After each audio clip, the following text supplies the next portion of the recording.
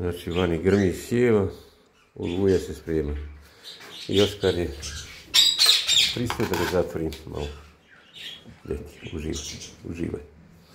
Ovdje ti je sigurnije. Ne voli biti zatvoreno. Kako smo rekli, Oskar ne voli to. Ali, pošto grmi sjeva, Oluja se sprema. Kaže, neka mene voli sa pticama. Ovdje mi je sigurnije. Kad prestane ti mene pusti van.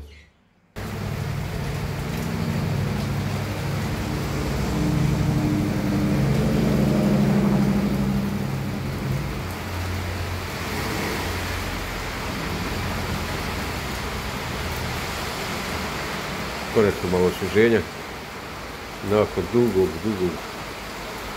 vrelog ljeta. Previše temperatura preko 33 stepena. Malo zahlađenja i udihač. Željno iščekivano.